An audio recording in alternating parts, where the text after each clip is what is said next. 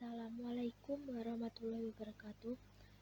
Saya Maulida Restuningrum, NPM 1901010114, ingin memaparkan hasil proposal penelitian saya yang berjudul Pengaruh Faktor-Faktor dalam Teori Peran Pentagon terhadap Kecurangan Laporan Keuangan pada Perusahaan BUMN periode 2019 sampai 2021. Latar belakang dari penelitian saya, kecurangan laporan keuangan merupakan langkah perusahaan dalam mempercaya pengguna laporan keuangan dengan secara sengaja menerbitkan laporan yang salah saji secara material dan tidak sesuai dengan standar akuntansi. Adanya kecurangan ini menjadi situasi serius yang membahayakan kepercayaan pengguna dan pelaku pasar. Laporan keuangan yang terbukti mengandung kecurangan cenderung berkurang integritas dan kendalanya sebagai sumber informasi keuangan perusahaan. Kasus kecurangan telah banyak terjadi di Indonesia. Otoritas Jasa Keuangan atau OJK pertanggal 15 Agustus 2019 memberikan sebanyak 275 sanksi administratif kepada para pelaku industri pasar modal atas kesalahan dalam pelaporan keuangan.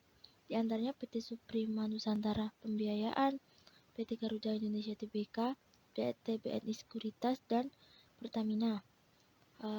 Kasus kecurangan laporan keuangan di lingkungan BUMN di atas kerap terjadi dalam bentuk manipulasi laporan keuangan. Manipulasi dilakukan dengan melakukan manajemen laba, yaitu mengolah laba perusahaan sehingga terlihat menguntungkan.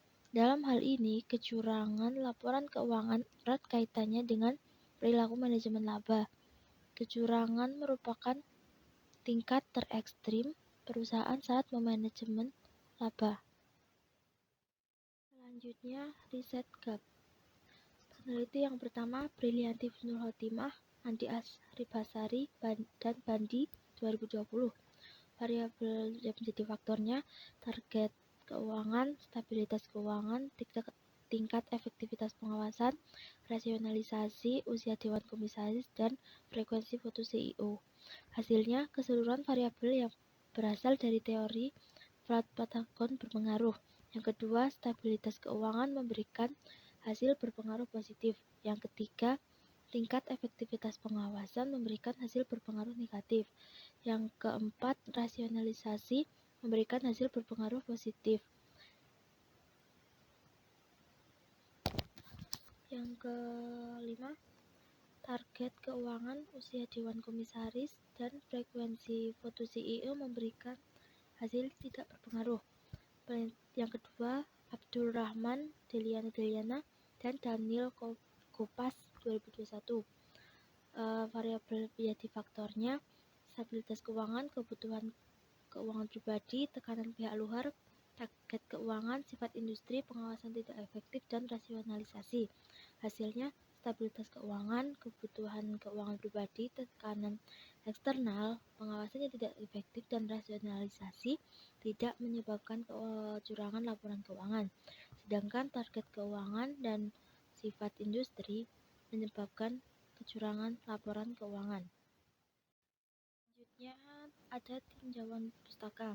Yang pertama menggunakan teori agensi, di mana menjelaskan keterkaitan antara pemegang saham dengan manajer, yang mana kedua pihak mempunyai kepentingan masing-masing, sedangkan manajer berkepentingan menguntungkan dirinya dengan mendapatkan apresiasi dari pemegang saham secara terus-menerus. Keadaan ini memberikan peluang bagi perusahaan untuk melakukan kecurangan meskipun perusahaan dalam keadaan kondisi terburuk. Dalam hubungan keagenan ini, kecurangan laporan keuangan dapat terjadi untuk menutupi kegagalan maupun kinerja perusahaan yang buruk. Dan juga menggunakan teori Peran Pentagon, di mana dikembangkan oleh Jonathan Marks atau lebih dikenal dengan Crop Fraud Pentagon Model atau CROF 2011. Teori ini menguraikan 5 faktor penyebab seseorang atau perusahaan untuk melakukan sebuah kecurangan laporan keuangan yang terdiri dari tekanan, kesempatan, rasionalisasi, kemampuan, dan arogansi. Metode penelitian. Yang pertama, populasi. Menggunakan perusahaan BUMN Go Public di Indonesia selama periode 2019 sampai 2021 sebagai populasi penelitian. Alasan pemilihan populasi ini dikarenakan lingkungan BUMN merupakan tempat yang rawan terjadi kecurangan. Kedua, sampel. Menggunakan teknik probe sampling dengan populasi sampel sebanyak 23 perusahaan. Jenis data. Jenis data yang digunakan adalah data kuantitatif dengan sumber pengumpulan datanya dengan data sekunder yang bersumber di www.idx.go.id. Analisis data dilakukan menggunakan analisis regresi berganda dengan menggunakan SPSS. Sebagai syarat menggunakan regresi terlebih dahulu dilakukan dengan uji asumsi klasik. Selanjutnya ada analisis data. Yang pertama menggunakan uji statistik deskriptif di mana memberikan informasi jumlah sampel, nilai minimum, nilai maksimum, nilai rata-rata, dan standar deviasi atas setiap variabel yang diteliti. Yang kedua menggunakan uji asumsi klasik terdiri dari normalitas, multikolinearitas, autokorelasi, dan heteroskedastisitas. Yang ketiga uji hipotesis menggunakan koefisien determinasi, uji F simultan, dan uji T parsial. Yang terakhir menggunakan regresi linear berganda. Sekian presentasi yang dapat saya sampaikan. Kurang lebihnya mohon maaf. Wassalamualaikum warahmatullahi wabarakatuh.